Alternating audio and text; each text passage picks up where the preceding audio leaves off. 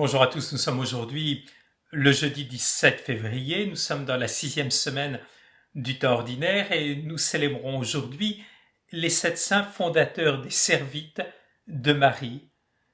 Et nous continuerons aujourd'hui à méditer avec la première lecture qui est tirée de l'épître de Saint Jacques. Mais tout d'abord, invoquons l'Esprit Saint. Offrez vos corps aux langues de feu, que brûle enfin le cœur de la terre. Vos fronts sont marqués des signes sacrés, les mots de Jésus et de victoire. Ouvrons nos corps aux langues de feu pour qu'il annonce le mystère de notre gloire. Écoutons maintenant le texte qui nous est proposé en ce jour. Nous sommes maintenant au chapitre 2 de la lettre de Saint Jacques. Mes frères, dans votre foi en Jésus-Christ, notre Seigneur de gloire, n'ayez aucune partialité envers les personnes. Imaginons que dans notre assemblée arrive en même temps un homme aux vêtements rutilants, portant une bague en or, et un pauvre aux vêtements sales. Vous tournez vos regards vers celui qui porte le vêtement rutilant, et vous lui dites « Assieds-toi ici en bonne place », et vous dites au pauvre « Toi, reste là debout », ou bien « Assieds-toi au bas de mon marchepied ». Cela n'est-ce pas faire des différences entre vous et juger selon de faux critères? Écoutez donc, mes frères bien-aimés. Dieu, lui, n'a-t-il pas choisi ceux qui sont pauvres aux yeux du monde pour en faire des riches dans la foi et des héritiers du royaume promis par lui à ceux qui l'auront aimé? Mais vous avez privé le pauvre de sa dignité. Or, n'est-ce pas les riches qui vous oppriment et vous traînent devant les tribunaux? Ce sont eux qui blasphèment le beau nom de Jésus qui a été invoqué sur vous. Certes, si vous accomplissez la loi du royaume selon l'Écriture, tu aimeras ton prochain comme toi-même, vous faites bien. Mais si vous montrez de la partialité envers les personnes, vous commettez un péché, et cette loi vous convainc de transgression. Ainsi donc, la lettre aujourd'hui aborde la question de la richesse. Des richesses, il y en a différentes. Il y a bien sûr la richesse qui est la richesse financière. C'est la première qui nous vient à l'esprit. Mais il y en a d'autres. Il y a en particulier la richesse qui est celle de l'éducation et de la culture. Il y a également une autre richesse qui compte beaucoup dans notre monde contemporain, c'est la richesse qui est la richesse relationnelle. Toutes ces richesses ne sont pas mauvaises en soi. Lorsque nous contemplons les actes des apôtres et les évangiles, nous voyons que Jésus côtoie parfois des personnes qui sont dans l'aisance et que la première évangélisation, selon les actes des apôtres, pourra s'appuyer sur des personnes ayant une certaine fortune, en particulier Aquila, Priscille ou bien Lydia. Nous voyons également qu'il y a des personnes qui sont des personnes riches en relations. Saint Paul en est un exemple. Mais il y a également des personnes qui sont riches culturellement, et je le disais le premier jour, Saint Jacques, lorsqu'il écrit cette lettre, montre à quel point il a un grec brillant et à quel point il connaît à la fois toute l'écriture, il connaît également parfaitement toute la philosophie antique et en particulier la philosophie stoïcienne.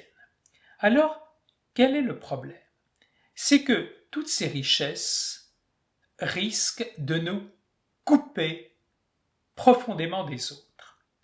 C'est-à-dire que celui qui est riche risque profondément de ne plus pouvoir comprendre ce que vit celui qui est pauvre. Lorsque chaque année, pendant le temps du carême, Nous nous abstenons à quelques repas de prendre de la nourriture. Nous jeûnons. Nous faisons l'expérience en notre corps de ce que certaines personnes vivent tous les jours de leur vie.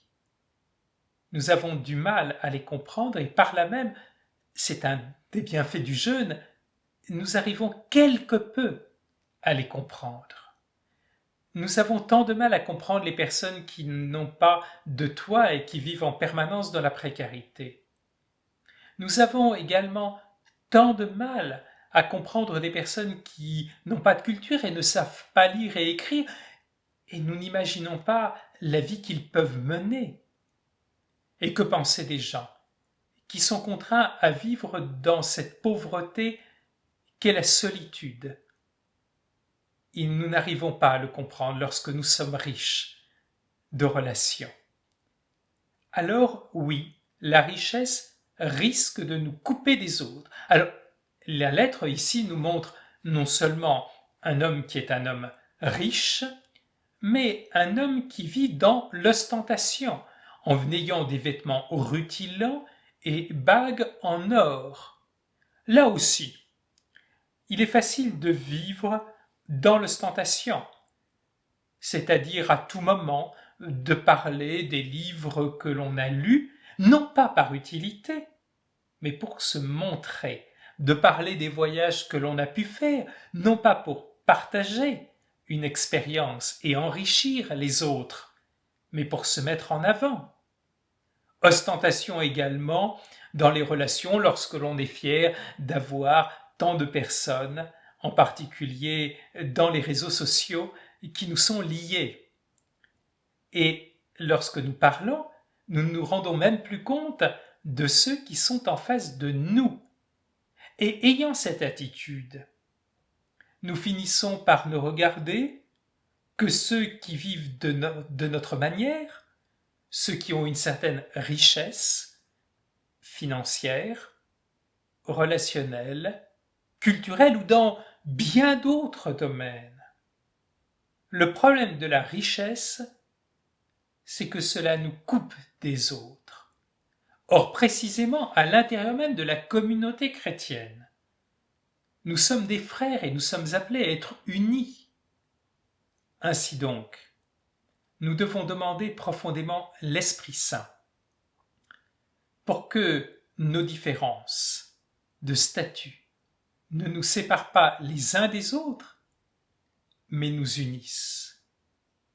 Que nous puissions faire partager nos richesses, quelles qu'elles soient, à ceux qui n'en ont pas. Que nous puissions également écouter profondément ce que vivent ceux qui ont moins que nous, et que nous soyons profondément unis.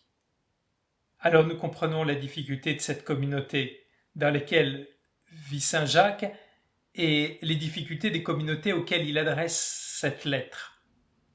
Les communautés ne vivent pas unies, les communautés ont au contraire de la partialité, les communautés d'une certaine façon sont divisées, non pas sur des questions qui sont des questions doctrinales, mais sur des questions qui sont des questions sociales.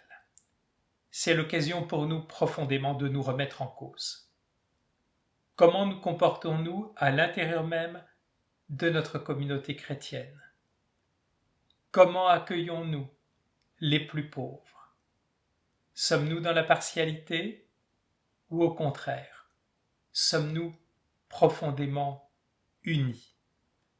Notre Seigneur Jésus-Christ a su accueillir les plus pauvres, mais il a su aller également chez les plus riches, où il était à l'aise, et nous voyons cela également dans les Actes des Apôtres, où nous pouvons contempler les premières communautés chrétiennes qui se sont formées, profondément unies dans le partage et dans une connaissance mutuelle. Que le Seigneur nous en donne aujourd'hui la grâce et la joie. Bonne journée à tous. Que le Seigneur vous bénisse.